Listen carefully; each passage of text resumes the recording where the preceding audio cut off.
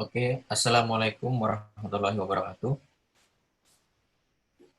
Eh, Terima kasih kepada kawan-kawan yang telah menghadiri webinar pada hari keempat sesi pertama hari ini. Perkenalkan, ini adalah acara yang dilaksanakan dari Startup Borneo, di mana bekerja sama dengan ACT Kalsel ya, dalam penggalangan dana untuk keperluan kebutuhan tim medis di Kalimantan Selatan. Bagi kawan-kawan yang ingin mendonasikan, silahkan menuju link yang ada di slide s.id/startup Borneo ya. Jadi insya Allah acara webinar ini akan ada beberapa sesi. Nanti sehabis sesi pertama ini sampai tanggal 7 akan dilanjutkan untuk sesi selanjutnya. Baik, kawan-kawan, materi kita pada hari ini yaitu mengenai SEO dan copywriting dasar, search engine optimization dan copywriting dasar. Pemateri pada hari ini yaitu nah, dari Hairi Hasbi ya. Oke, sambil menunggu mungkin beliau lagi kehilangan jaringan nih katanya, karena di rumah ya nggak ada apa WiFi Indohome katanya ditutup karena untuk mungkin ditutup untuk umum ya. Jadi nggak bisa sementara pakai seluler. Oke, kita tunggu sebentar, hilang sinyalnya.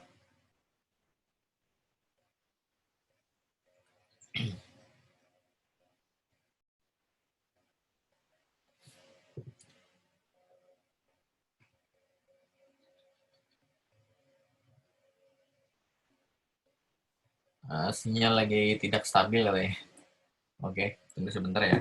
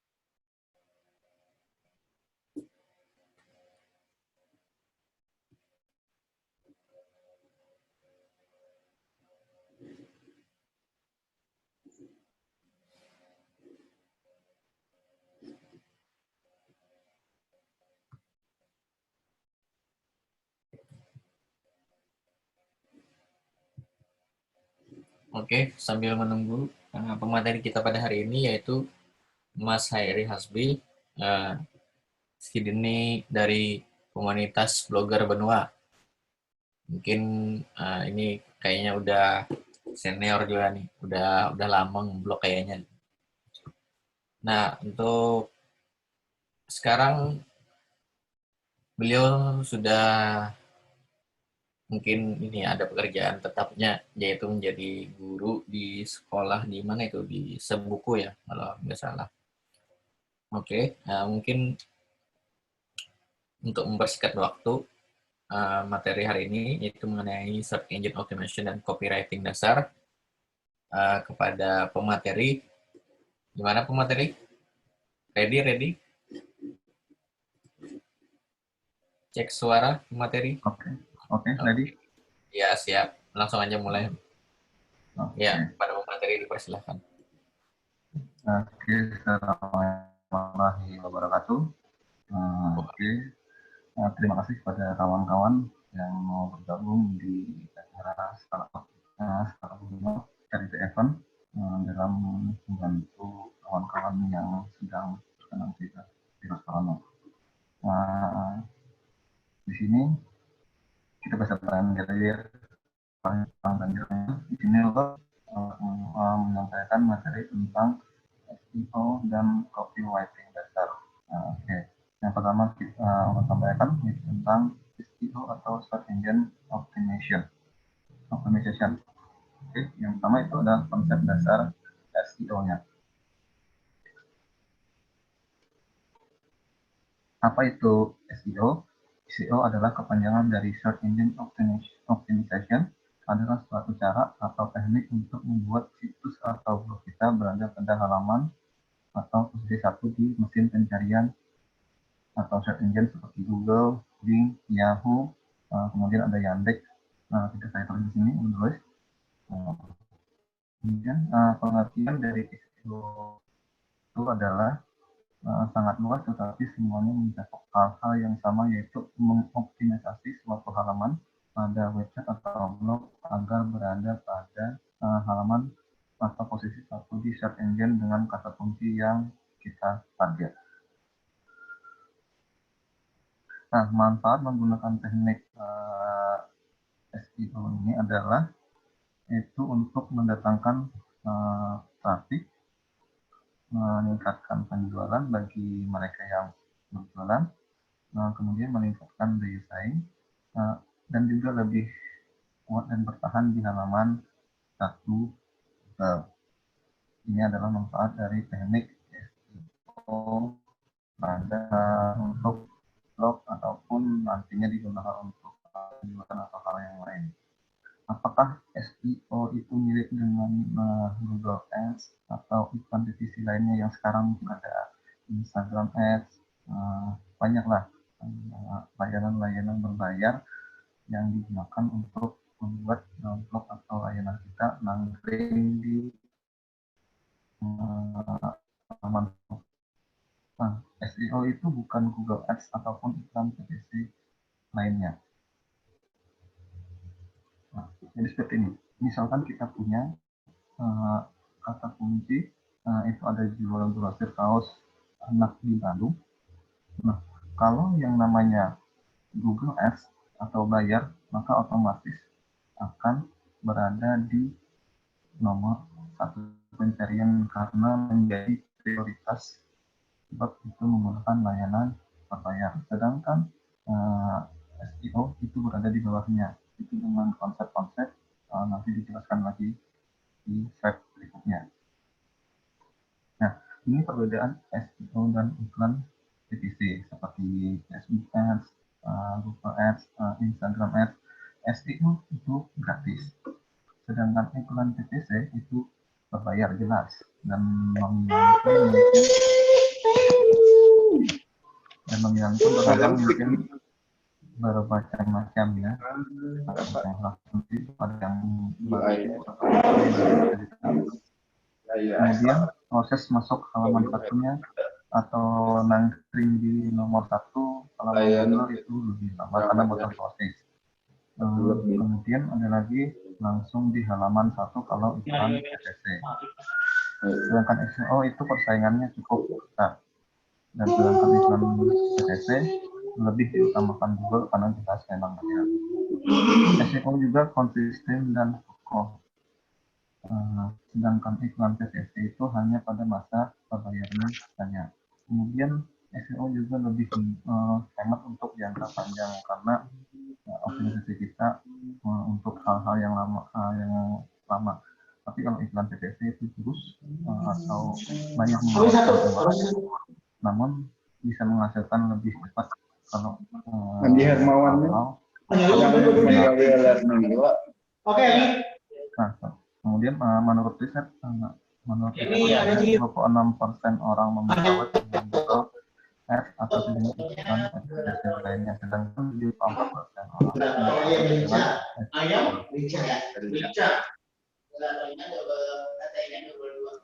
apa yang harus dilakukan untuk mengoptimisasi SEO.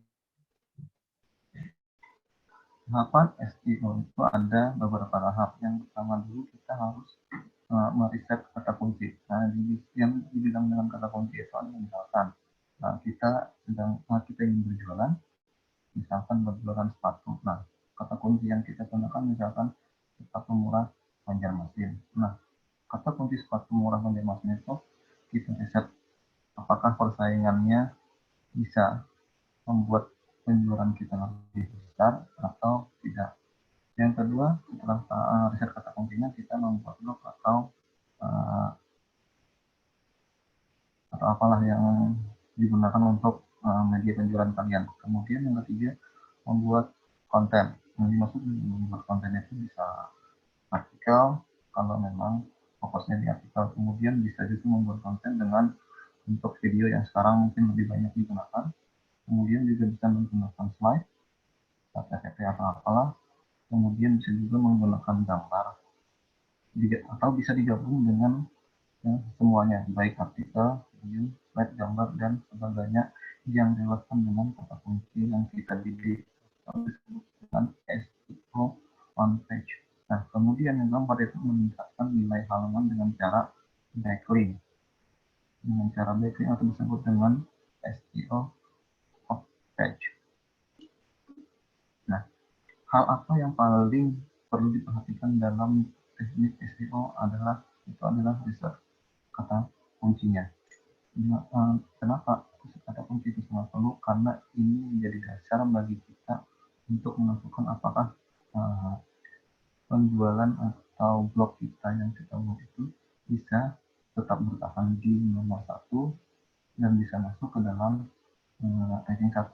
Tentu saja butuh waktu karena menggunakan teknik SEO, bukan yang namanya iklan atau iklan AdWords, Facebook Ads atau Instagram Ads. Nah, bahasan SEO yang pertama itu adalah kita harus melakukan analisa persaingan. Misalkan tadi saya bilang kita punya kata kunci jual sepatu murah Banjarmasin. Nah, kita analisa dulu berapa persaingan untuk kata kunci tersebut. Kita analisa itu, kita analisa, kemudian kita lihat persaingannya seperti apa, blok-blok seperti apa yang berada di nomor 1, kemudian kita lihat strukturnya, struktur blok yang akan menjadi saingan kita perhatikan, kita riset dan kita catat. Nah, baru kita riset untuk perbaikan di website yang akan kita buat. Melakukan riset kata kunci di Google Planner. Google Planner ini layanan dari Google yang gratis. Memang ada yang menggunakan versi berbayar seperti Mouse, habis ada juga SEMrush, habis itu juga ada Ubersuggest, banyak bermacam-macam. Google Planner ini adalah salah satu yang gratis dan disediakan oleh Google, dan tentu saja data yang ditampilkan oleh Google Planner itu menggunakan data-data yang sulit karena terdatabase dari seluruh dunia, karena itu menggunakan database yang dibuat oleh Google itu sendiri. Kemudian analisa prospek kata kunci tersebut. Nah, kemudian mencari kata kuncinya. Nah, lakukan analisa persaingan. Yang pertama, lebih banyak persaingan, biasanya lebih banyak orang yang mencari. Artinya bagaimana? Misalkan tadi jual satu murah Banjarmasin, pencarian setiap bulannya itu hampir misalkan 1 juta orang. Nah, itu untuk nilai pencarian seperti itu lumayan besar dan tingkat persaingan pun akan lebih besar. Nah, disinilah kita akan menggunakan yang namanya analisa bagaimana dari kata kunci yang seperti itu bisa kita target untuk blog kita, sehingga kita bisa naik di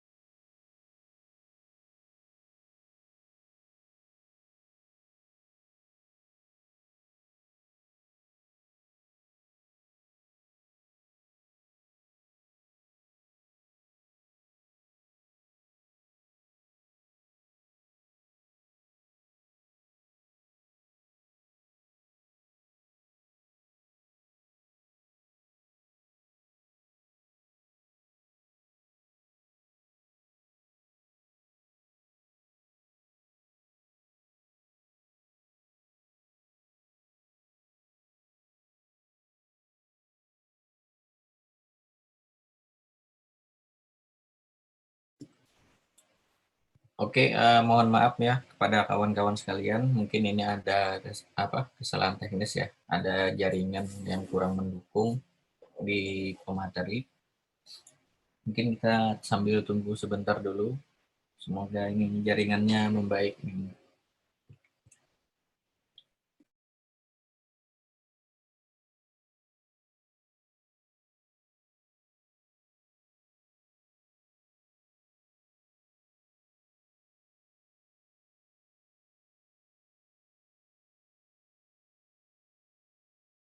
Jaringan internet di rumah. Saudara, Bang Wahyu bisa lanjut? Oke, siap. Lanjut. Mohon maaf kepada para kawan-kawan karena memang kendala saya di rumah itu adalah jaringan internet yang memang kadang-kadang hilang. Mohon maaf, maklum. Uh,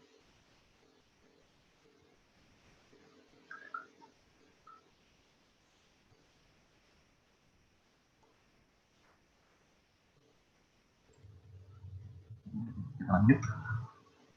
Oke. Next. Nah, yang tadi kita lanjut melakukan riset kata kunci di Google Planner. Google Planner itu adalah layanan gratis yang disediakan oleh Google tersebut. Kalian bisa menggunakan ini untuk melakukan riset kata kunci yang akan kalian bidik dalam web nantinya. Kemudian masuk dan mencari kata kunci yang akan kita riset. Nah, di sini ada pilih perencanaan kata kunci, perencanaan anggaran itu untuk yang berbayar, untuk passwordnya kita hanya menggunakan perencanaan kata kunci. Nah, analisa prospek kata kunci. Jika grafiknya naik, maka peluang bisnis atau blog yang akan kita buat dengan target kata kunci, misalkan tadi jual murah sepatu murah Banjarmasin, akan lebih baik. Tapi jika prospeknya turun, maka itu peluangnya akan lebih sedikit. Nah, hasil riset kata kunci. Nah, di sini kita menggunakan kata kunci grosir kaos oblong anak, habis itu grosir kaos dan murah. Di situ ada tingkat pencarian per bulan rata-ratanya. Ada yang 20 pencarian tiap bulan, ada yang 30, kemudian yang paling banyak ada 110. Nah, kemudian yang berikutnya ada tawaran yang disarankan itu nilai klik atau nilai untuk para pengiklan biasanya itu. Kita tidak memperhatikan itu, kita memperhatikan jumlah rata-rata per bulan penelusurannya. Nah, setelah kita punya kata kunci yang akan kita gunakan, kita cuma pilih satu. Agar kita bisa lebih banyak atau variasi kata kunci yang kita gunakan, kita bisa menggunakan tool yang lain seperti keyword sheeter, keyword tool, atau small keyword tool. Keyword sheeter itu juga gratis, bisa diinstal di Google Chrome. Kemudian keyword tool, small keyword tool itu versi gratis dan versi berbayar. Terserah kalian mau menggunakan apa. Kalau versi berbayar bisa menggunakan SEMrush, tapi lumayan mahal kalau untuk SEMrush. Nah, kemudian ada keyword tool dan small keyword tool. Nah, rencana kata kunci dengan keyword sheeter. Keyword sheeter cukup mudah sebenarnya digunakan, tinggal kalian memasukkan atau menghentikan masukkan kata kunci yang ingin dicari variasinya di bagian box ini. Nah, kemudian kita start. Seandainya kalian kita ingin memfilter kata-kata yang memang tidak pantas untuk digunakan, kita masukkan saja pada box positive filter dan negative filter. Artinya kata-kata yang tidak patut digunakan akan otomatis terfilter dan tidak masuk ke dalam pencarian keyword sheeter.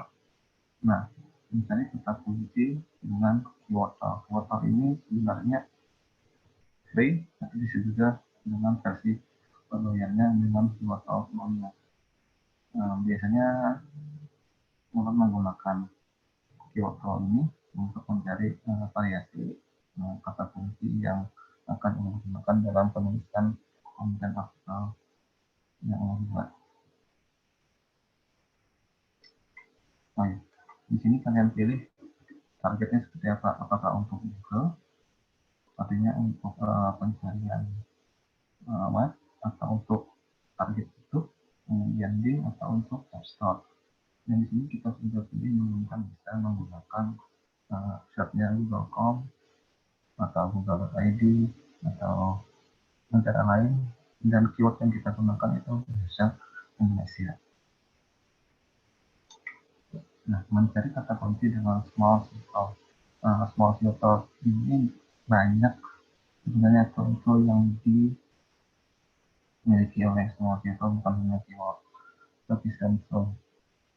Dan belum mungkin atau nanti saat berada di webnya banyak tool gratis yang bisa digunakan. Salah satunya itu adalah untuk mencari variasi keyword apa yang akan digunakan.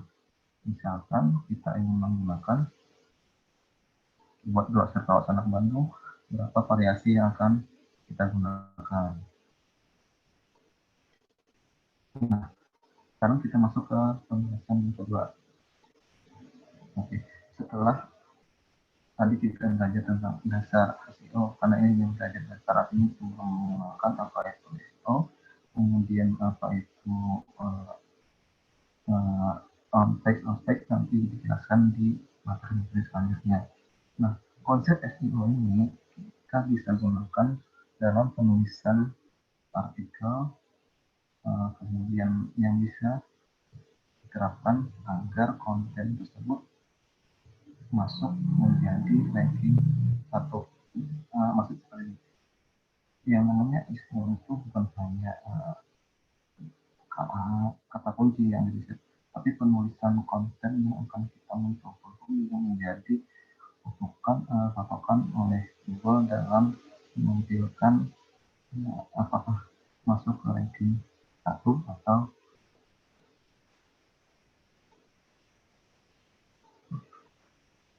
masuk ke ranking 1 atau tidak.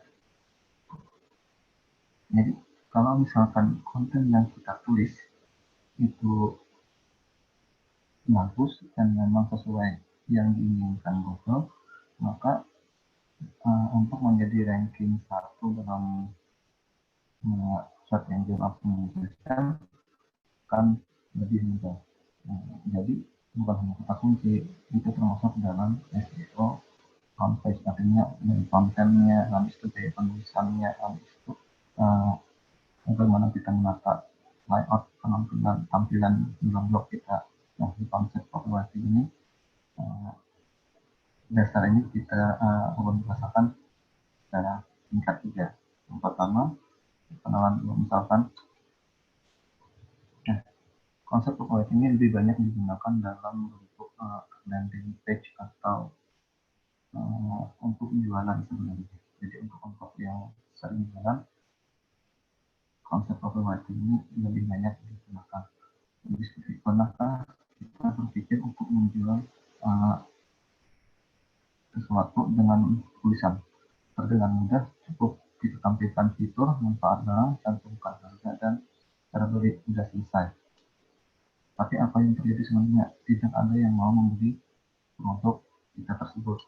Nah, padahal teman kita dengan menjual produk yang sama dengan harga yang sama bisa menjual produk itu lebih banyak dan lebih baik dan lebih banyak konsumennya. Mengapa bisa seperti itu? Hal itu bisa terjadi karena mereka menggunakan teknik pasaran yang dapat menghipnotis calon buyer, bukan hanya ini, tetapi mereka harus memiliki produk tersebut. Inilah yang disebut dengan copywriting. Nah, apa itu copywriting? Untuk kalian bisa mengerti teknik ini, kalian harus paham 3 istilah ini yang akan kita gunakan dalam materi kali ini. Nah, copy itu bentuknya copy yaitu teks atau tulisan yang kalian gunakan dalam pemasaran yang akan kalian temui biasanya dalam landing page jualan, iklan, website, brosur, meskipun saat ini tidak hanya teks saja, bisa bentuk video. Mungkin kemudian iklan ini di Facebook yang sering muncul, ada tulisan bersponsor, atau di Instagram ada juga tulisannya bersponsor. Itu salah satu contoh copywriting tulisannya ya. Kemudian ada copywriting untuk proses atau teknik menulis, dan penulisnya disebut dengan copywriter. Nah, yang ketiga yaitu konversi atau capaian, di mana target kalian mengambil tindakan, misalkan mereka membeli produk, mereka menjadi anggota, menurut materi kalian, dan banyak lagi. Nah, jadi teknik copywriting adalah teknik membuat copy atau tulisan untuk meningkatkan konversi capaian kalian makin gratis. Artinya, jika dengan teknik copywriting maka akan meningkatkan hasil penjualan bagi yang mereka yang jual, atau subscribe bagi mereka yang pendaftaran anggota.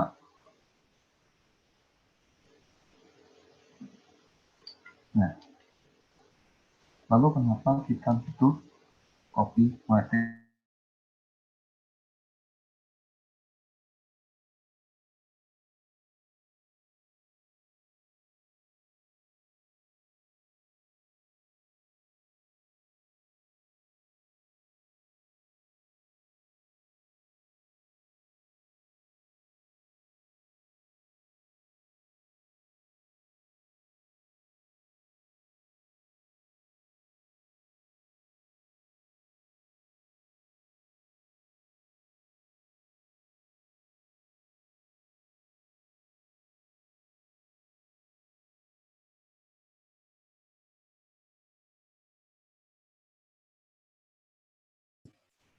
Oke, kawan-kawan, mohon untuk menunggu sebentar ya, ini jaringan dari pemateri kurang mendukung. Jadi harap dimaklumi karena beliau tidak berada di kota dan menggunakan kota pribadi, jadi agak dan kebetulan jaringan kurang mendukung, jadi gangguannya ada putus jaringan.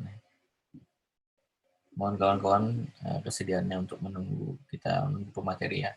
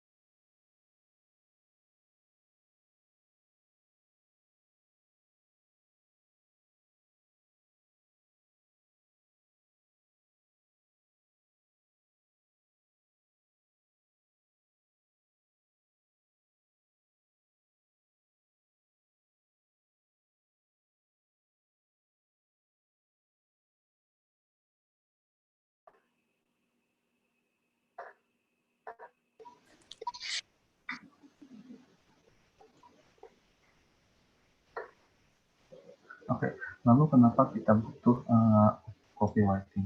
Menulis biasa dengan menulis penjualan itu dua hal yang berbeda. Tidak hanya menulis menjual barang dengan hanya bentuk tulisan itu cukup sulit. Maka fungsi copywriter ada di sini.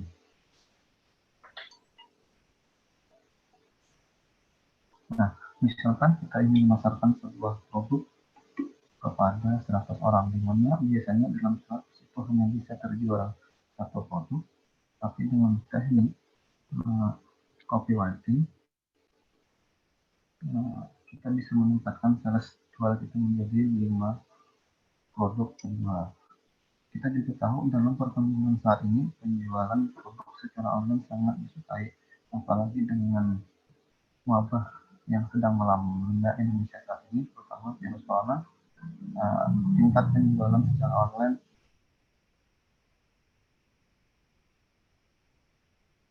makin banyak berperan. Bayangkan jika perusahaan memerlukan pasaran digital secara besar-besaran, maka mereka akan membuat sesuatu yang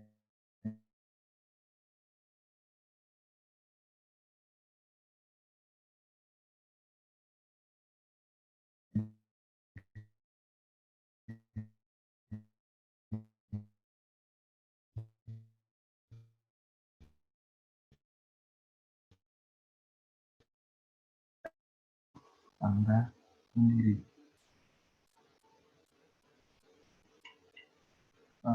Jadi yang harus kita punya dalam untuk menjadi seorang copywriting yang baik itu adalah mindset atau pola pikir sebagai copywriting. Memang banyak ilmu yang bisa kita pelajari, tapi hal dasar untuk apapun itu adalah pola pikir, artinya mindset yang harus kita dalami dalam hal ini. Dalam copywriting kita harus menemukan dasar ini kuat. Jadi sekarang memang banyak template atau bentuk dasar tulisan, tetapi kalau kita hanya mengandalkan hal tersebut, malahan artinya jika kita hanya menggunakan template atau dasar punya orang lain, pola pikir kita tidak bisa berkembang. Dan jika ada perubahan, maka kita tidak bisa mengikuti secara maksimal. Ada 4 copywriting mindset atau pola pikir untuk menjadi seorang copywriting. Berpikirlah copywriting itu bukan hanya menulis, kemudian tidak peduli dengan Anda sama sekali, dan yang ketiga buat Anda seolah-olah berjualan hanya pada satu orang, dan jangan pernah menjadi robot. Oke, yang pertama, copywriting bukan hanya cuma penulis.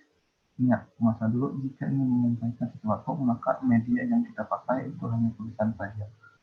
Maka biasa disebut dengan copy. Tapi di masa yang sekarang, di masa yang internet luar biasa seperti ini, media yang bisa digunakan itu bisa bentuk gambar, video, audio, tapi juga tetap dengan ada skrip promosi yang harus paling utama. Gambar hanya sebagai pendukung, tapi kata-kata yang akan menjadi acuan utamanya. Copywriter adalah orang yang mendalami psikologi masing-masing seperti ini. Kita sebagai copywriting harus paham apa yang diinginkan oleh calon buyer kita. Artinya kita mempelajari apa-apa yang menjadi keinginan mereka, kemudian kita tuliskan dalam bentuk tulisan yang dapat menggugah perasaan mereka. Asalkan kalau kita berjualan,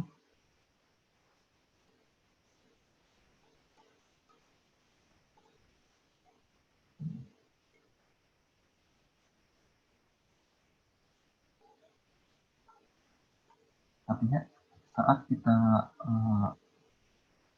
ingin membuat orang yakin bahwa jualan kita itu bagus, maka kita harus paham dulu apa yang mereka inginkan. Artinya kita harus menjadi memahami pola pikir calon-calon pembeli kita. Di sini kita harus paham yang namanya psikologi, tapi tidak harus menjadi seorang psikolog yang sesungguhnya. Nah, kemudian yang kedua, pola pikir yang kita lakukan tidak valid dengan Anda sama sekali. Maksudnya seperti ini. Mari kita lihat contoh sebuah copy atau bentuk tulisan. Misalkan ini adalah Raja Kostum didirikan pada awal tahun 2009 di Surabaya dengan pegagas Indi, Ida Sinta Cahaya SLM. Raja Kostum merupakan toko online yang dikembangkan dari toko offline yang telah ada dengan brand kostum. Kostum yang terletak di Jalan Lawan nomor 10 Surabaya. Kami membuat kostum secara personal, customer atau customize, dan dijual maupun disewakan untuk event-event seperti penumpang, Hari Raya Nasional 17-an, perlombaan ultra, dan sebagainya. Banyak klien kami yang berasal dari sekolah bertaraf internasional dan sekolah-sekolah nasional. event organization serta perusahaan-perusahaan maupun pribadi.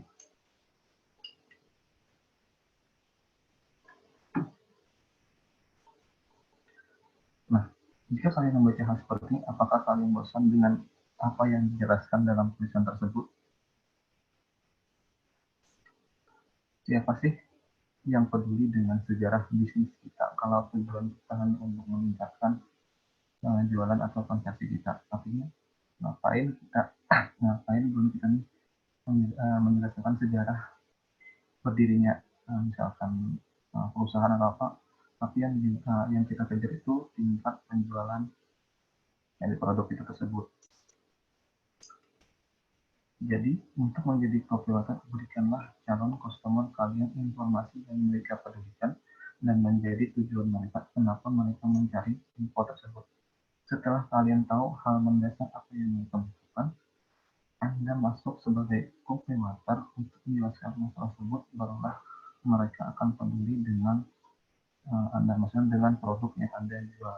Bukan hanya menampilkan sejarah dari perusahaan Anda, karena perusahaan Anda bukan hanya menampilkan sejarah, tapi Anda menginginkan konversi penjualan yang lebih baik. Nah, kemudian yang ketiga, buatlah Anda seolah-olah berjualan hanya pada satu orang. Salah satu cara agar mereka peduli dengan kopi atau tulisan Anda, jangan menjual produk Anda pada semua orang. Memang benar, banyak produk yang bisa dijual pada semua kalangan, di mana yang sering terjadi Anda ingin mendapatkan keuntungan yang besar dan harapan semua akan membeli. Tapi apa yang terjadi? Kopi yang Anda buat tidaklah efektif. Contoh, Anda ingin menjual produk properti di mana ada dua target yang Anda ingin beli, yang ada dua target yang Anda tujukan, yaitu yang ingin membeli rumah atau yang hanya ingin berinvestasi. Ini jelas berbeda. Mereka punya selera kelas yang berbeda pula. Maka solusinya, buatlah buyer persona.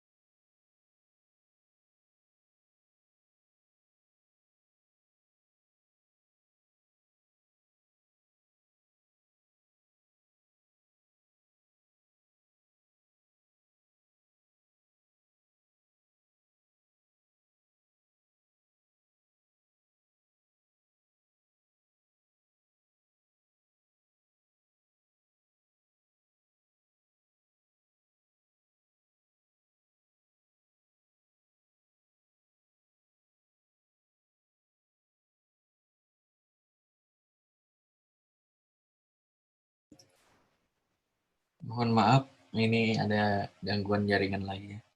Karena beliau berada di kampung halaman, jadi kita tidak bisa memaksakan jaringan beliau itu stabil, kecuali bawa menara sendiri. Jadi harap dimaklumi pada kawan-kawan sambil menunggu ya kita.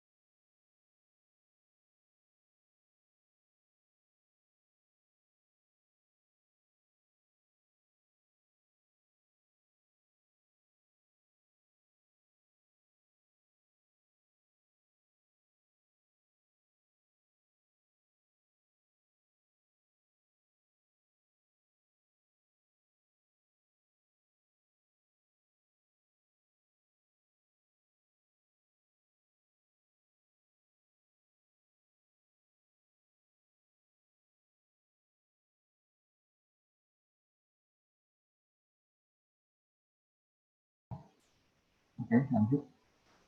Mohon maaf karena memang kendala jaringan di rumah saya ini menurunnya terlalu banyak. Tapi kita lanjut, misalkan tadi kita ingin menjual produk penurun berat badan. Siapa yang sering membeli produk tersebut, kemudian semua yang kelebihan berat badan. Ini tidak masalah jika kita menargetkan. Tapi bagaimana kalau target yang kita pilih itu lebih konkret dan lebih spesifik. Contoh target yang akan menjadi lebih spesifik adalah kita menargetkan hanya untuk para wanita, kemudian untuk para wanita yang berumur 25 atau sampai 35 tahun, kemudian ibu yang punya anak, kemudian para pekerja kantor yang masa kerja dari jam 9 pagi sampai jam 5 sore. Nah, masalah utama yang mereka miliki itu adalah ingin menurunkan berat badan pasca melahirkan, tapi tidak punya waktu untuk olahraga. Solusi yang kita tawarkan atau yang kita gunakan itu adalah suplemen penurun badan tanpa olahraga banyak dan diet keras atau tanpa harus diet keras. Nah, inilah layer persona yang akan kita gunakan. Selanjutnya, setelah kita punya target yang lebih spesifik, kita tulis dalam bentuk copy dan kita tampilkan dalam bentuk spek baik iklan, Facebook Ads atau Instagram Ads ataupun hal-hal yang lain. Artinya kita hanya berjualan spesifik pada satu orang atau satu komunitas di mana hanya untuk wanita umur 25 sampai 35, kemudian ibu yang hanya wanita yang sudah punya anak, dan para pekerja kantor. Kemudian mindset yang keempat itu jangan pernah menjadi robot.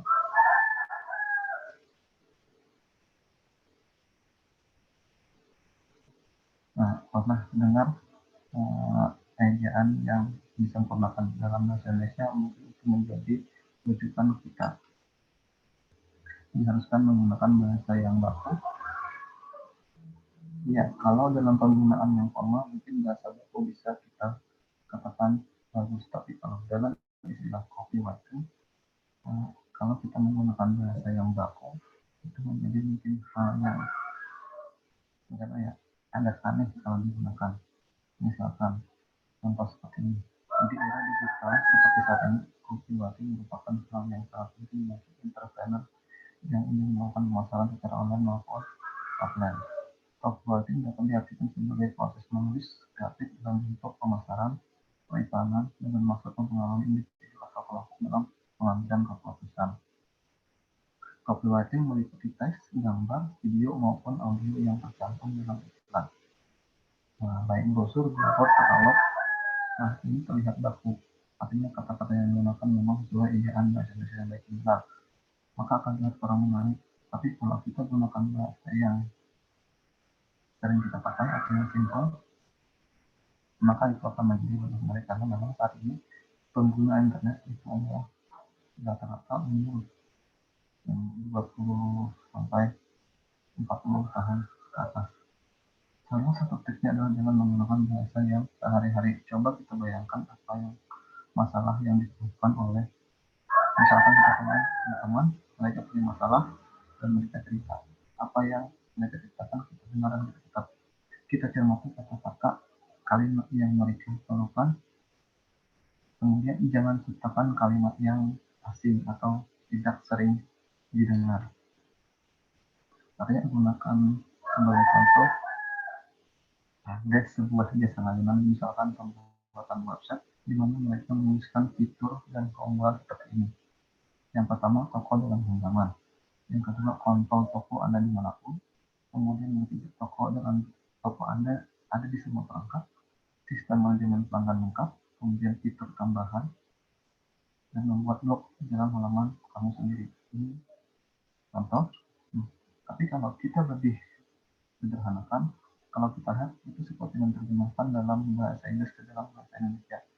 Tapi bagaimana kalau kita menggunakan bahasa yang lebih standar saja, misalkan menjadi bisa membuat toko online tanpa programming, mudah dan dapat diakses bahkan di HP, kemudian manajemen pelanggan dan tracing yang berani secara otomatis, dan kemudian yang sudah teroptimisasi mesin mencari.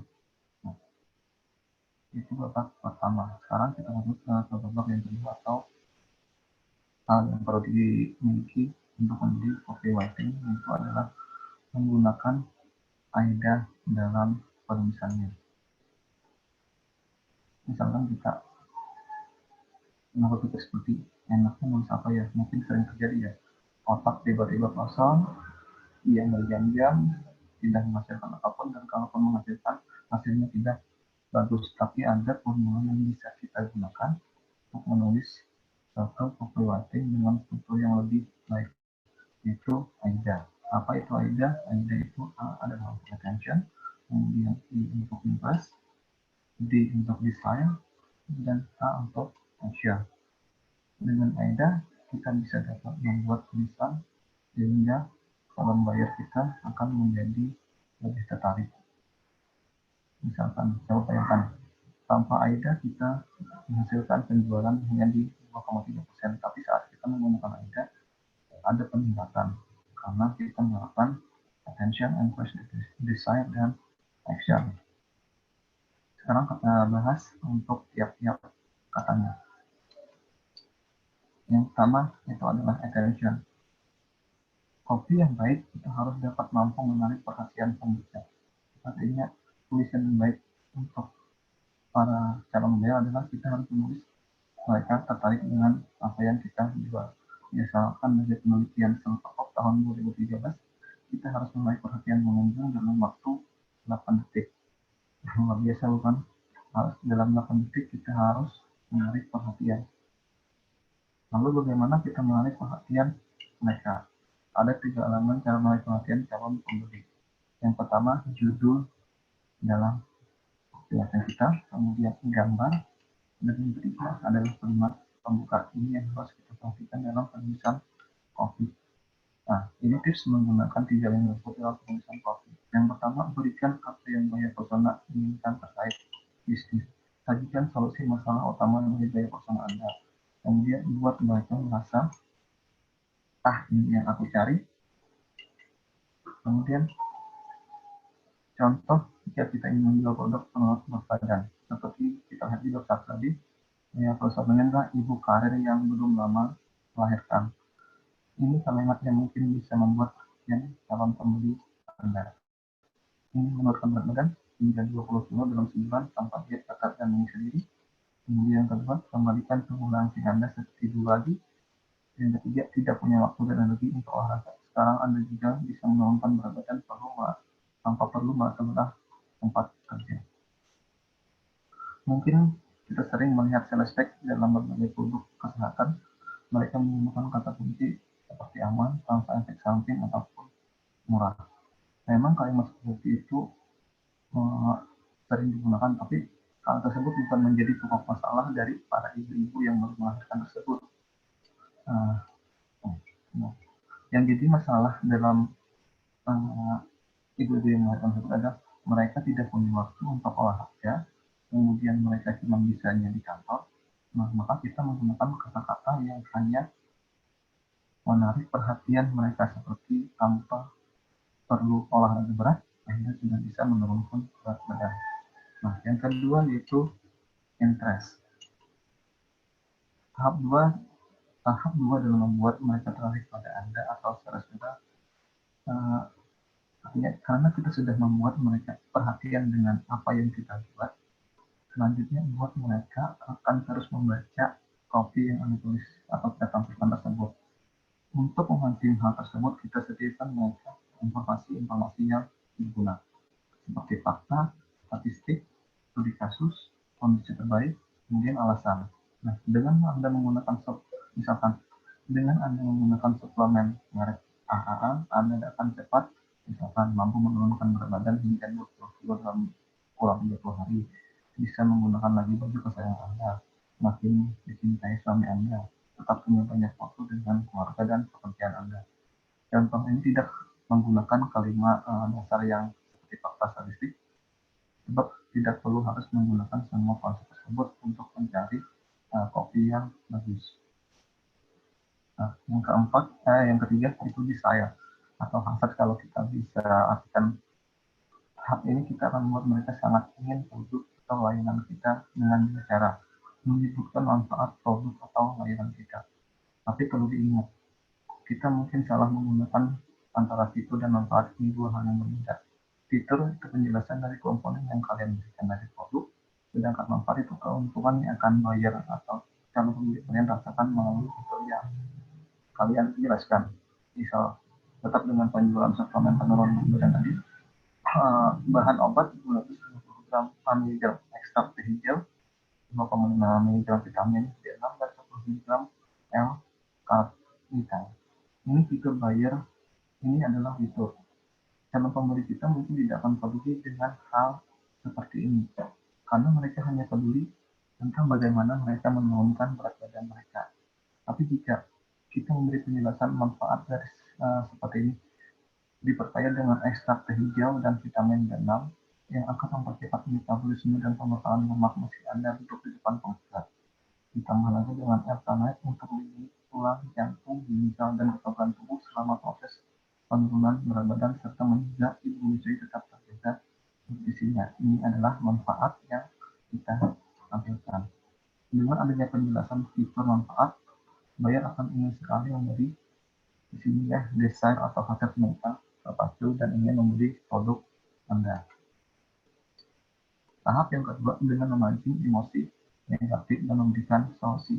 Misalkan di sini, bagi calon buyer yang sudah mengikuti kopi Anda dari awal, mereka adalah pencari solusi untuk masalahnya. Mereka frustasi. Disinilah sebagai Anda sebagai copywriting memanfaatkan emosi negatif dari mereka dalam bentuk desain kontrol. Waktu sangat berharga. Anda harus bangun pagi sekali dan menyiapkan tahapan dan menuju kantor. Ditambah lagi, energi Anda terkuras karena harus mengurus keluarga, klien, bos, dan harus pulang jam 8 malam. Anda sudah sangat lelah. Apa dengan kegiatan Anda bisa olahraga dan diet? Tentu sangat mustahil. Untung kami menawarkan suplemen mirip brand ini, di mana hanya butuh waktu 90 detik dalam sehari 1 tablet sebelum makan, dan Anda akan membakar lemak Anda secara maksimal. Sambil Anda duduk pun Anda tetap bisa diet. Seperti itu. Artinya sesi negatif dari keinginan hasrat mereka. Nah, yang terakhir itu adalah action. Tahap action ini sederhana, kita mengajak mereka mengambil tindakan. Apakah tindakan yang kita inginkan? Misalkan download, daftar, membeli semua yang kita membeli produk yang kita tawarkan. Nah, biasanya disebut dengan call to action atau CTA. Pada saat ini akan sering menemukan dan menggunakan istilah tersebut karena sesuai fungsinya, itu CTA akan berupa bisa tombol daftar, tombol beli, tombol chat, nomor telepon, alamat email, dan kalian pun mungkin sering menemukan ini jika mengklik atau slash page jualan milik produk orang lain. Ada satu lagi tips untuk menambah konversi, yaitu prinsip persuasi. Apa itu persuasi? Kita bahas nanti di lain waktu saja. Oke, terima kasih atas materinya. Mohon maaf jika dalam beberapa tadi saya ulun sering ngadat, karena memang jaringan yang ada di rumah sering fokus. Kembalikan kepada Mas Mahyu untuk menjadi moderator kembali. Oke, terima kasih atas materi yang telah disampaikan mengenai SEO dan copywriting. Untuk sesi tanya jawab, saya buka untuk pertama ya, untuk 3 penanya. Kepada kawan-kawan yang mau bertanya, silahkan. Kalau yang mau langsung bisa klik di raise hand atau di kolom komentar di chat forum. Terserah ya, kalau mau langsung bisa. Oke, untuk pertama saya buka 3 pertanyaan dulu. Mungkin kawan-kawan ada yang mau bertanya, silahkan.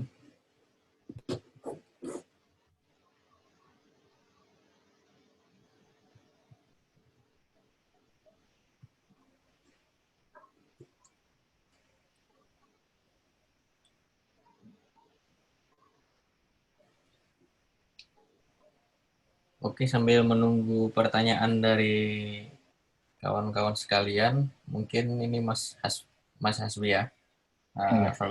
Mau saya sendiri yang mau bertanya. Ayo, silakan. Ini menurut pengalaman Mas Hasbi sendiri, masalah kalau dalam penulisan artikel itu kan biasanya ada artikel SEO friendly ya, istilahnya Iya, ya. iya. Iya, iya. Kurang tahu karena yang masih newbie juga. Jadi sepengalaman Mas Hasbi atau apakah ada tips atau trik untuk membuat artikel SEO friendly? Maksudnya di sini adalah ketika kita menulis sebuah artikel di website, baik itu di platform blogger atau WordPress, itu biasanya trik-trik yang dasar ya dalam membuat artikel yang SEO friendly itu apanya? Misalkan dari judulnya, dari apa? Kemudian dari pemberian apa? Uh, font yang spesial, maksudnya ada H1, H2 atau apa gitu ya, atau dalam pengolahan kata atau meletakkan keywordnya di mana, itu menurut pengalaman Mas Hasbi sendiri gimana itu, Mas? Oke, terima kasih. Menurut pengalaman seorang, maksudnya dalam beberapa tahun ngeblog, Mas Wahyu juga ngeblog, karena kami sama-sama dalam komunitas blogger berdua juga. Jadi Ya, dalam jadi dalam penulisan artikel itu memang dalam penulisan judul, misalkan kita memang harus memperhatikan nantinya judul yang kita gunakan itu tidak apa ya, tidak kalau sekarang mungkin bisa menggunakan clickbait ya. Nah, tapi kalau clickbait itu kan biasanya beritanya seperti ini, tapi judulnya seperti ini, tapi beritanya tidak sejalan. Tapi kalau dalam penulisan SEO friendly, kita memang menggunakan judul, tapi menggunakan bahasa yang tidak baku tadi. Artinya tidak baku menggunakan bahasa Indonesia yang baik dan benar, tapi bahasa dalam artikel yang kita bahas masih relevan. Kemudian dalam penulisan struktur, misalkan dalam blog, itu memang perlu kita perhatikan juga bahwa kata-kata, kalimat-kalimat mana yang harus ditekankan. Misalkan ada penekanan, misalkan tips seperti ini, ada boldnya atau garis miringnya. Artinya pembaca malah menjadi lebih tertarik di bagian itu. Kemudian kalau penggunaan kata kunci, biasanya ulun menggunakan kata kunci di awal paragraf, kemudian di paragraf kedua, dan di paragraf ketiga, tergantung berapa banyak kalimat yang ditulis. Misalkan 500 kalimat, 500 kata, artinya ada sekitar 3 keyword yang diulang. Tentu saja penggunaan H1, H2, H3 juga perlu diperhatikan. H1 itu adalah judulnya. Kemudian kalau H2, H3 bisa menggunakan subheading. Kenapa menggunakan subheading? Karena dengan subheading, para pembaca itu lebih jelas bahwa penjelasannya ini untuk ini toh. Artinya subheading misalkan cara pembuatan cake, itu subheading 2. Nah, di bawahnya kan caranya. Artinya setiap jelas kita menggunakan bahwa ini cara pembuatan cake. Tapi kalau tidak ada penjelasan subheadingnya, memang bisa terbaca, tapi kan ada waktu yang digunakan untuk para pembaca itu malah menjadi lebih banyak karena harus mencarinya terlebih dahulu. Tapi kalau dengan subheading malah lebih mudah dicari. Seperti itu sih kalau pengalaman dalam penulisan artikel, dan juga dalam ulun-ulun membaca, kemudian mempraktikkan juga sendiri. Oke, ada yang lain? Oke, Ini. ini ada tambahan dari Ulun dulu lah. Nah, Sambil menunggu pertanyaan dari kawan-kawan yang lain. Nah, jadi kalau masalah SEO ini kan biasanya juga berkaitan dengan masalah backlink ya, Mas. iya, iya, enggak. PBN kalau nggak salah sekarang nih. Nah, itu kan biasanya ya kebanyakan kalau startup sekarang ya, yang baru istilahnya yang baru ya. Iya, Mereka karena kurang apa istilahnya kurang konten artikel karena memang di website mereka cuman kayak seperti landing page aja ya. Jadi kurang iya. artikel. Mereka mungkin sangat memerlukan nih backlink. Nah, yang saya ingin tanyakan ini kan karena Google ini kan biasanya setiap tahun atau setiap berapa kali itu ada perubahan algoritma. Jadi Iya. untuk masalah yang sekarang ini yang Mas praktekkan untuk mencari backlink yang berkualitas itu dilihat dari apanya? Misalkan dilihat dari domain authority-nya, page authority-nya atau dari apanya gitu yang bagus menurut Mas nih? Oke. Melihat perkembangan sekarang dan melihat kawan-kawan yang masih menjalankan usaha atau pekerjaan sebagai sekarang kalau nggak salah apa ya, PTR atau apa sih ya, Mas Mahir? Uh, Apa itu? jasa jasa untuk Oh, para backlink ya. Nah, karena kan tahun-tahun 2013 itu jasa itu cukup menghasilkan, booming. booming dan luar biasa. Artinya startup seperti Bukalapak, Ya, Mas yang Wahyu, baru-baru kemarin.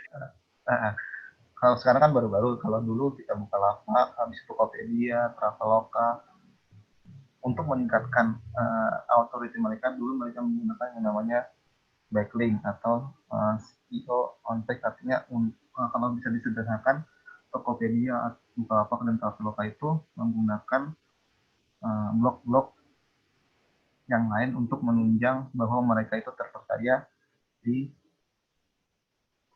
sistem pencarian Google. Artinya blog-blognya uh, mendukung bahwa Traveloka itu kayak biasanya ya terpercaya lah. Nah, pada masa itu mungkin yang menjadi patokan itu adalah domain authority, kemudian text authority, kemudian spam score dari backlink yang digunakan. Memang saat ini masih banyak jasa-jasa yang menawarkan fitur backlink seperti uh, karena backlink itu tidak harus domain yang berbayar loh ya. Artinya bukan hanya .com, .net, bisa juga menggunakan Blogger, Blogspot, habis itu Webd, WordPress yang gratis. Yang menjadi patokan saat ini, melihat dari forum-forum kawan sekarang, memang masih menjadi patokan itu tetap domain authority dan page authority. Tapi dengan patokan lagi, spam score-nya harus 0. Nah, yang paling utama sekarang itu untuk membacklink suatu blog atau apalah yang menjadi backlinknya itu harus mempunyai konten yang harus diupdate. Artinya backlink yang digunakan itu tidak hanya punya satu artikel untuk menunjang web utamanya, tapi backlink yang menjadi penunjang harus mempunyai konten yang update juga. Dan kalau bisa itu kontennya harus relevan apa yang dibahas oleh web utamanya. Seperti itu. Karena memang kebanyakan yang terjadi pada beberapa tahun yang lalu, seperti Traveloka, mereka banyak menghapus backlink dari berbagai jasa-jasa yang mereka gunakan karena apa? Karena itu malah menjadikan mereka turun dalam hal kepercayaan Google. Itu terjadi karena konten yang ditampilkan oleh backlink sebagai penunjang kepada Traveloka tidak relevan apa yang mereka inginkan, seperti itu. Dan saat ini bukan bisnis ya, pekerjaan untuk seperti ini masih lumayan. Kawan-kawan yang lain masih punya penghasilan tetap di pekerjaan itu. Mas Mahyu mungkin masih juga. Nah, Ulun sendiri masih juga mengerjakan itu. Oke, Mas Mahyu. Oke, siap. Nah, jadi ini kawan-kawan yang mungkin punya startup atau punya web yang mau mencari-cari backlink nih bisa nanti kontak Mas Hasbi nih. Uh, saya bukan mengerjakan, tapi mungkin merekomendasikan kepada siapa bisa Oh iya, membeli backlinknya. Ya. kalau kita jasa postingnya ya. Iya, karena kan untuk Kalimantan Selatan ini coba perhatikan, mungkin kalau ada yang lihat di Sosiago itu startup khusus untuk mencari backlink. Itu coba kalian perhatikan. Coba kalian perhatikan di bagian apa ya, pengisinya itu yang paling nongkrong nomor satu itu adalah Kalimantan Selatan. Seperti siapa ya, Muhammad Febrianto, habis itu Ayat Muhammad. Pokoknya kalau tidak salah yang bersaing tiga besar itu orang Kalimantan Selatan semuanya, dan rata-rata mereka orang Banjar. Iya. Oke Mas, terima kasih atas ininya ya, atas jawabannya. Kemudian kita lanjut di grup WA, ada pertanyaan nih dari Bahyudin Nur. Bagaimana cara meningkatkan visitor blog? Terus kalau mau ngambil gambar biar tidak kena copyright, gimana? Gitu. Salah satunya sesuai dengan apa yang ditanyakan Mas tadi, bagaimana cara meningkatkan visitor blog. Menurut pengalaman pribadi kita, untuk meningkatkan visitor blog tadi bukan hanya kita berbicara SEO, artinya berbicara tentang kecepatan blog, habis itu kontennya, habis itu lagi backlinknya, semua itu menjadi penunjang bagaimana blog itu bisa mempunyai visitor. Karena memang ada memang blog-blog yang atau website yang dengan tulisan saja mereka bisa menjadi nomor satu di Google. Tapi hal itu didukung dengan kualitas tulisan mereka tersebut. Artinya tulisan mereka tersebut memang bagus dan juga relevan. Karena memang tahun sekarang ini menurut info yang didapat, Google itu lebih menyukai konten-konten yang relevan atau membahas sesuatu. Yang maksudkan misalkan website yang membahas tentang kesehatan, konten yang mereka gunakan itu fokus untuk hal-hal seperti itu. Malahan konten-konten yang tidak relevan dan menggunakan backlink yang buruk juga menjadi turun. Kemudian lagi bisa juga menggunakan, sekarang kan ada yang namanya, kalau kita lihat sekarang ini kebanyakan orang menggunakan mobile dalam fitur-fitur browsing. Google juga mengutamakan bahwa blog tersebut bisa diakses cepat dalam versi mobile. Kemudian bagaimana biar gambar tidak terkena copyright. Misal kata ngambil di text. Kalau ngambil gambar biasanya kalau teks ini kalau nggak salah itu layanan gambar yang free ya. Ya Mas Bahyu. Iya, ya. Yang PSB. Kalau teks ini gratis biasanya tidak ada copyright. Iya. Tapi kalau dalam segi SEO kita mungkin harus menghapus dengan penggunaan gambar, harus menghapus metadatanya, atau bahasa kerennya apa ya Mas Wahyu, kalau metadata itu artinya sisa-sisa dari hasil blog yang lama atau ngambil gambar di Google Image. Kita bisa menggunakan aplikasi, misalkan saya lupa, untuk menghapus metadata itu ada aplikasi yang memang digunakan menghapus metadatanya seperti MySize, habis itu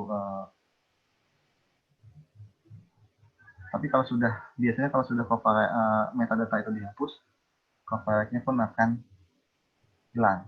Tapi kalau ngambilnya di situs memang yang free, insya Allah tidak pernah ada yang namanya copyright, kecuali kalau fitur YouTube misalkan ada yang mau beli menggunakan lagu-lagu yang memang ada copyrightnya. Oke, ada yang lagi? Oke, mungkin saya akan mengulang sedikit ya, biar agak jelas, karena kemungkinan audio dari pemateri agak kurang. Ya, jadi tadi saya ulangi kembali, bagaimana cara meningkatkan visitor itu sebenarnya banyak sih trik-triknya. Yang salah satunya tadi sudah dijelaskan mengenai masalah backlink, ya. Kemudian optimasi di websitenya itu sendiri, baik itu dari kecepatannya ya tadi Mas, dari kecepatan dari kecepatan temanya itu sendiri, kemudian optimasi artikel juga, atau mungkin ya tadi pada artikel bisa dikasih backlink, mungkin backlink internal yang menuju ke artikel itu sendiri. Iya, saya lupa. Internal link juga perlu. Bahaya.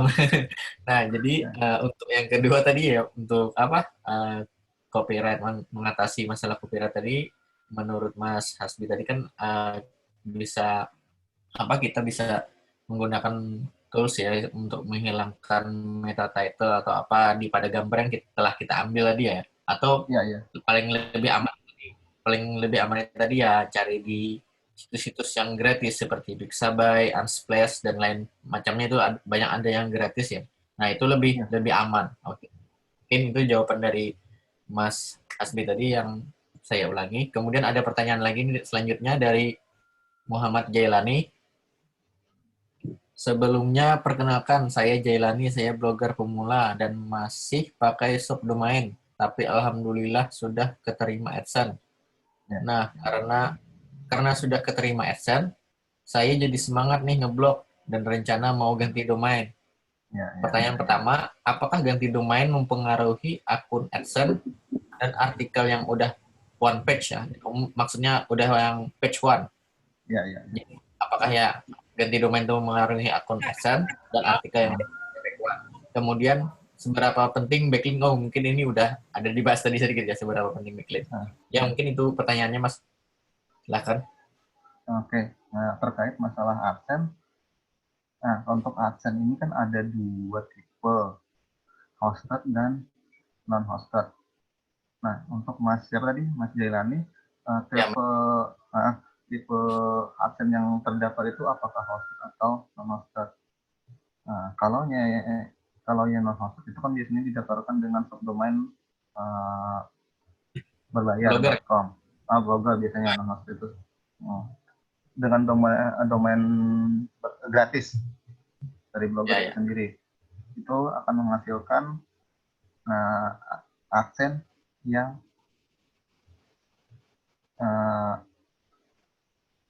non-hosted.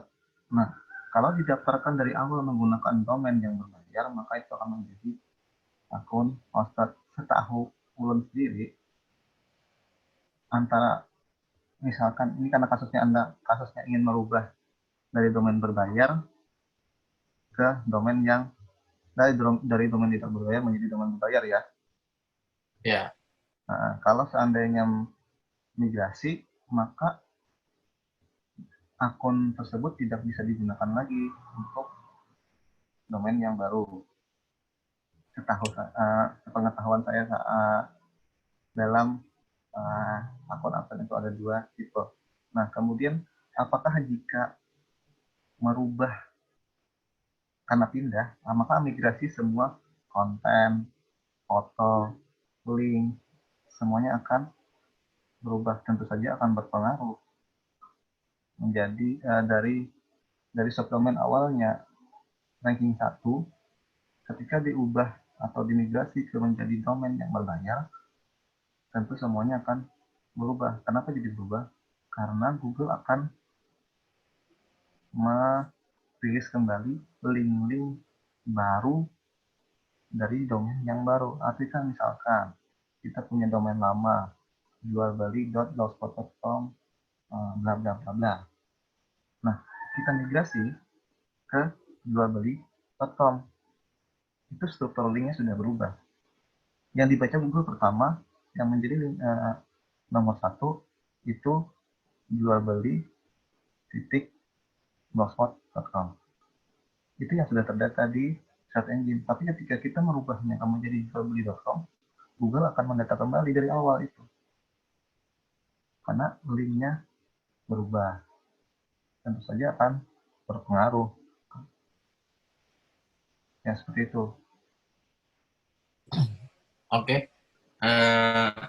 Kawan-kawan mungkin ini ya, kita waktunya udah lebih banyak ya. Mungkin yang mau bertanya silahkan bertanya secepatnya, bisa ya apa, raise your hand atau klik di chat forum. Kemudian ada pertanyaan dari Mas Iqbal nih. Mas Aspi mau tanya, untuk copywriting yang mendesak, misalkan butuh cepat, gimana cara memunculkan ide kreativitasnya? Gimana nih Mas pengalamannya? Paling cepat itu sebenarnya apa ya? Sewa content writer sih sebenarnya. Oh, Itu apalagi sebenarnya paling ya.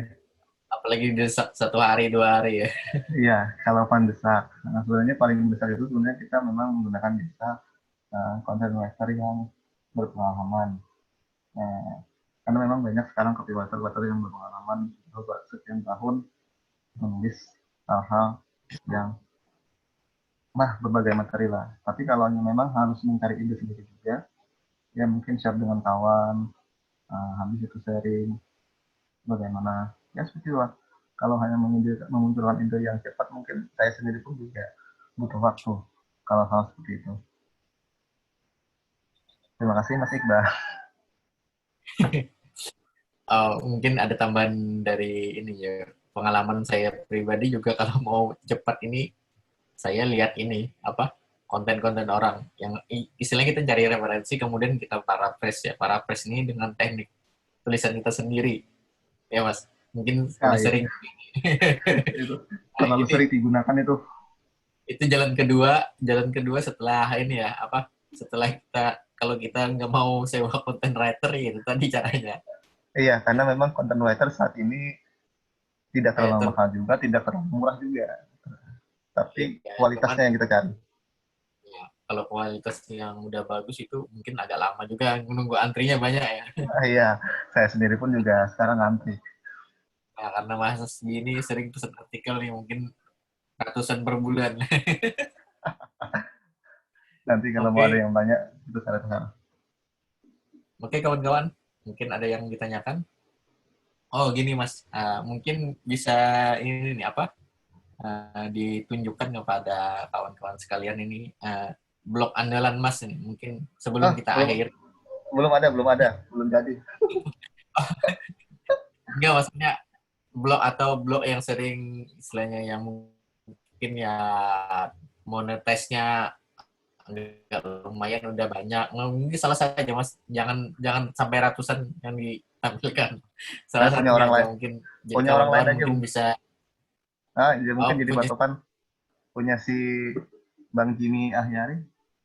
Nah ya, jadi kawan-kawan sekalian nanti mungkin bisa apa, mempelajari masalah CEO-nya ya, CEO-nya. Iya, dari Karena blog Mas Jimmy. ya Mas Jimmy ini mastahnya SEO di Kalsa, Kalimantan expert. Selatan. Juga, nasional juga ini ya, sering menang Iya, lomba ya kawan-kawan. Bisa nanti coba-coba dilihat blog beliau ya. di Itu teknologi.info. teknologi.info ya. Oke, Iya, mungkin saya ini salah satunya kontributornya juga di sini ada. Nanti materinya setelah ya, saya. ini salah satunya ada yang bertanya tadi itu, kontributor dari apa, kontributor dari teknologi.info nih. Jadi kawan-kawan yang penasaran masalah bagaimana struktur dari cara penulisan bisa dilihat dari apa, dari blognya teknologi.info. Iya, punya Mas Iqbal. Nanti pengisi materi di MC. Sekalian promosi Mas Iqbal. Kirain tadi kan mau mempromosikan blognya Mas Hasbi ini. Enggak. Oke, mungkin juga kawan-kawan yang mau kontribusi dengan saya juga bisa. Barangkali ada ini. Nama blog saya ini blognya nggak keurus nih. Udah lama sih domainnya, cuman nggak keurus saya. Banua.info juga namanya. Banua.info. Ya. Masih ada sih dunia dunia teknologi.info juga nggak terurus sih sebenarnya. Oke, kayaknya Nggak ada penanya lagi nih, saya cek di grup juga udah nggak ada. Oke, mungkin ini Mas kasih closing statement nih dari Masnya sebelum kita tutup.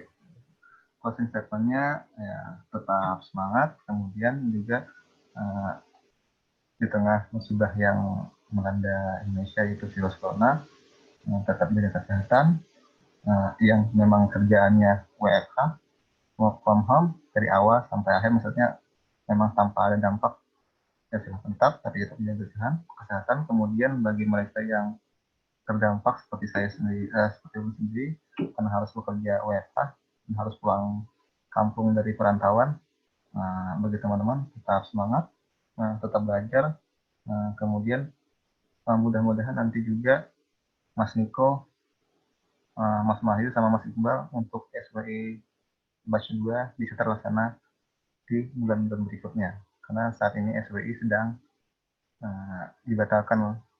Kalau nggak salah tadi ada sekitar 20 SWI di beberapa tempat yang dibatalkan. Jadi bagi teman-teman yang ingin gabung nanti untuk SWI batch 2, semoga bisa terlaksana. Dan Mas Niko, Mas Mahyu, dan Mas Iqbal akan menjadi tim pelaksana. Terima kasih. Oke, jadi ini SW ini mungkin ada yang belum tahu, SW ini Startup Weekend Banjarmasin yang mana juga dilaksanakan oleh ini ya, orang-orang dari Startup Borneo sendiri. Jadi memang Startup Borneo ini kita mengumpulkan para talent yang luar biasa yang terpendam, mungkin ada yang dari mana-mana kita nggak tahu ya. Penting kita dari terusus untuk Kalimantan dulu ya, jadi kita kumpulkan, barangkali nanti ada yang bisa kolaborasi, bikin startup dan lain sebagainya dari berbagai skill. Ada yang dari hipster, ada hustler, dan juga ada developer, jadi kita kumpulkan jadi satu. Oke kawan-kawan, perlu saya sampaikan, setelah ini nanti kita jam 4, mungkin jam 4 lewat sedikit lah ya, habis asar. Jam 4 nanti kita akan sambung untuk webinar selanjutnya, yaitu perencanaan bisnis startup menggunakan bisnis model Canvas BMC. Nah, ini materinya nih paling penting nih, karena ini paling penting dalam membangun sebuah startup. Bagaimana kita membangun sebuah bisnis model Canvas yang bagus. Ya, BMC ini sebenarnya bisa juga dijadikan patokan untuk kita mengajukan ke investor ya. Dari ini hal mudah. Jadi misalnya hal-hal yang paling mendasar yang kalian bisa bikin sebelum membuat sebelum mengajukan ke investor. Jadi BMC ini sangat penting untuk dipahami. Oke. Nanti kita akan mulai pada jam 4 lewat 10 ya, habis asar. Itu dengan pemateri dari Mas Iqbal Al-Ghifari. Oke. Awalin. Ya, kawan-kawan semua yang bagi yang ingin mau mendonasikan, masih kami buka sepanjang waktu kami buka 24 jam non-stop. Oke, terima kasih kami ucapkan kepada Mas Hairi Hasbi atas waktunya. Udah ini bela-belain nih meskipun di kampung halaman jadi mau pemateri. Oke, terima kasih. Dan kami mohon maaf yang sebesar-besarnya jikalau ada kekurangan dalam webinar kali ini, baik itu terkendala masalah teknis ataupun penyampaian lain sebagainya. Oke, salah hilap mohon maaf. Dari saya, moderator Mahyudin Nur, mengucapkan terima kasih dan sampai jumpa di sesi selanjutnya jam 4 nanti ya. Oke kawan-kawan, dadah. Assalamualaikum warahmatullahi wabarakatuh. Waalaikumsalam warahmatullahi wabarakatuh.